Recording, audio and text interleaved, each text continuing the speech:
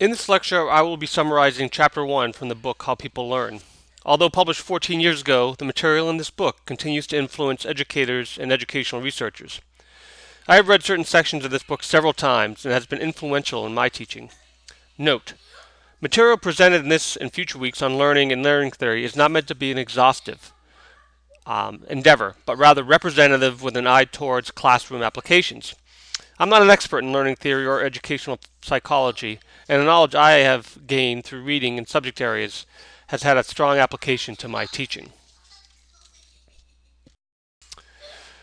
Chapter 1 in How People Learn provides a brief summary of the history of learning theory, a synthesis on historical and ongoing research in learning, and finally application for learners and classrooms in terms of translation to practice. In my opinion, one of the most important sections of this work is highlighted in the beginning of the chapter, where Herbert Simon, a Nobel laureate and immensely prolific thinker and scientist, is quoted as saying that the idea of knowing has shifted from remembering and repeating to finding and using.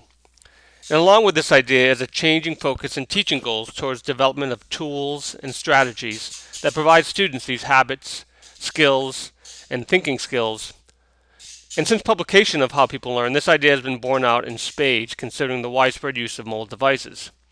So this is a real challenge for teachers, and one that requires a close look at teaching practices at all educational levels, both vertically in the K through 16 spectrum and horizontally from the classroom to the discipline level to school district and onward. As outlined in this chapter, the story of learning continues to grow with input from a wide variety of disciplines, including cognitive psychology, which has outlined the nature of competence performance and principles of knowledge organization. Another way to look at these parameters is related to the expert versus novice behaviors. Studies on experts show that their highly competent performance is, in part, based on how they organize and access knowledge. Development psychology has highlighted the fact that young children have a much greater understanding of the natural world and are capable of quite abstract thinking.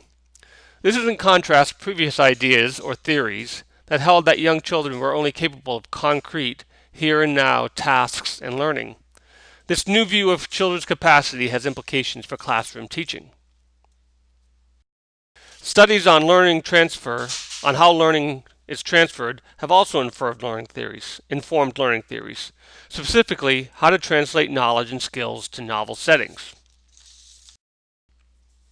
The importance of social and cultural contexts on learning have been investigated by social and cognitive psychologists as well as anthropologists. These studies have showed that learning is very much mediated by social and cultural events within a student's life and classroom career. Neuroscience, including physiological studies on the brain using magnetic resonance technologies, have brought to the forefront that learning and environment impacts brain structure. Part of this work has highlighted the now commonly accepted theory of neuroplasticity, where there is evidence that the brain and neurological structures can be modified throughout a person's lifespan, although at slower rates and with more difficulty with increasing age. These ideas have important implications for addressing the commonly held notion that brain modification starts at a young age, and the idea that intelligence is fixed rather than a growth phenomena. The impact of wisdom of practice of classroom teachers and the importance of classroom environments have also been highlighted as important in learning. Expert teachers are an untapped resource in terms of learning more about learning. Clearly, a challenge is to find avenues to tap this classroom wisdom to inform ideas about learning. And finally, technology has a huge impact on learning, not only what should be taught, but also how it should be taught. This component addresses important questions about the levels of technology expertise for teachers and when technology is a hindrance versus an assistance to student learning. These questions have huge implications in terms of teacher preparation, curriculum design, standards, and financial expenditures in school.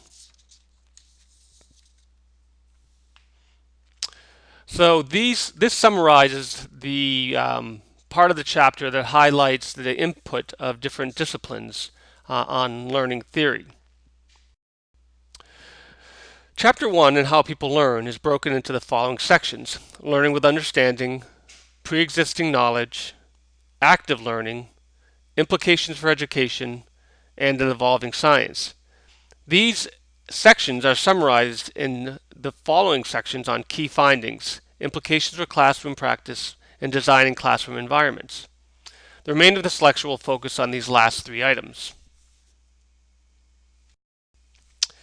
Key finding 1 outlines the importance of student preconceptions, which are sometimes referred to pejoratively as misconceptions, or more generously in science as prior understandings not aligned with commonly accepted scientific facts, theories, or ideas.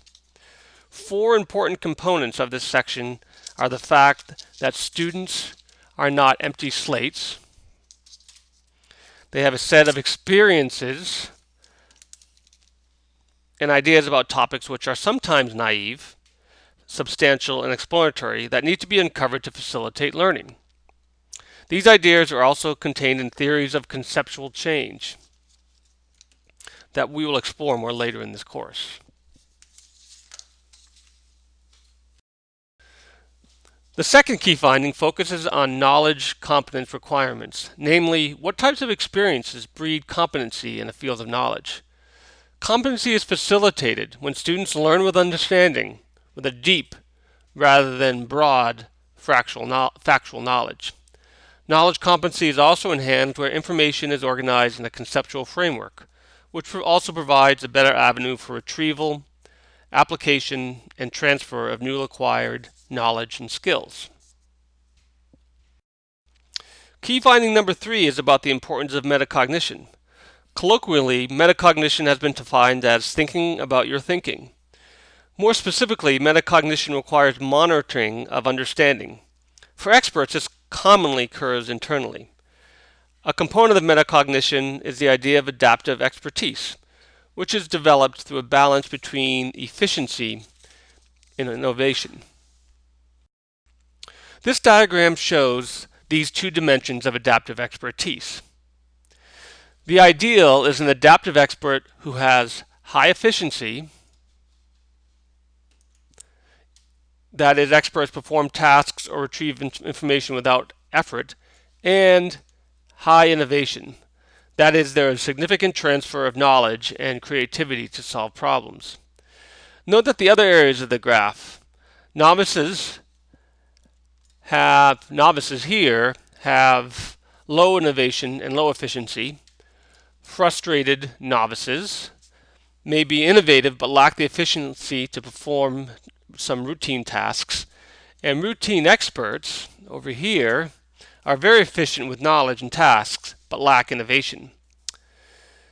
There are many learning trajectories that can be imagined in this model.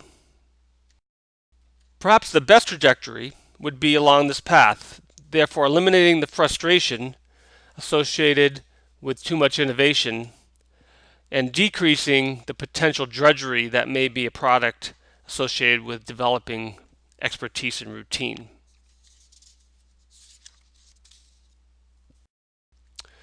Next, we move to implications for teaching.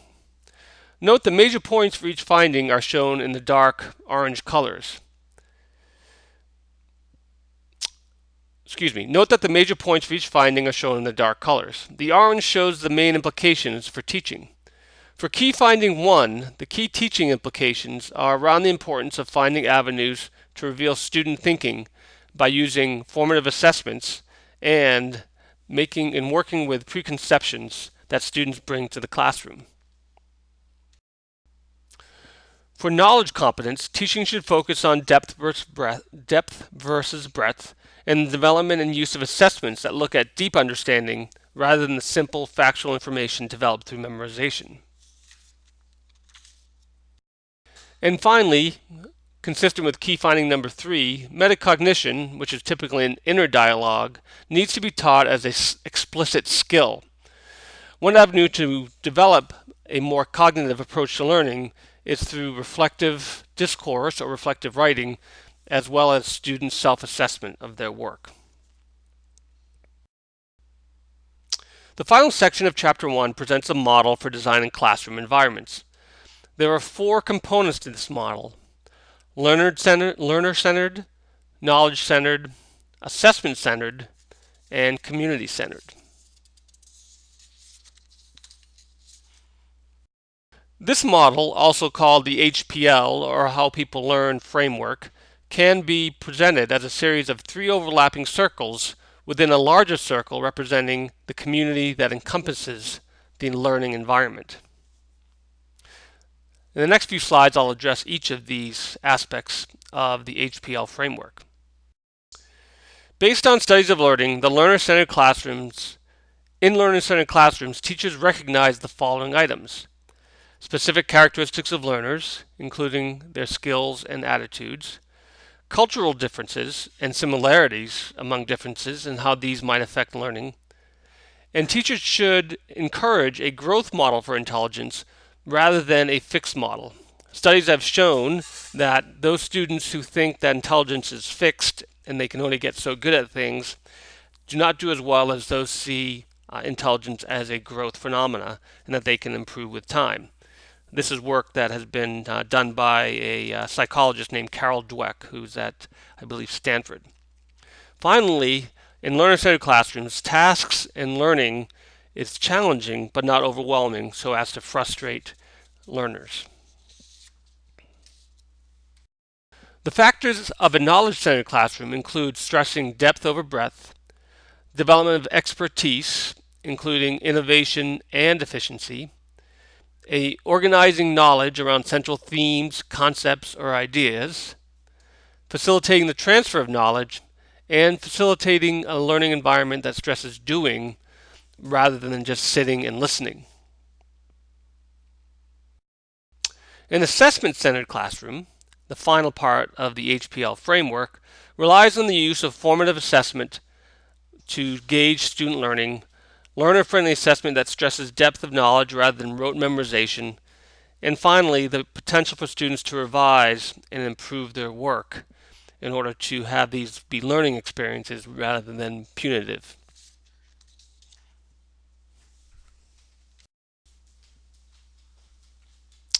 These three modalities, learner-centered, assessment-centered, and knowledge-centered, all occur within the sphere of community.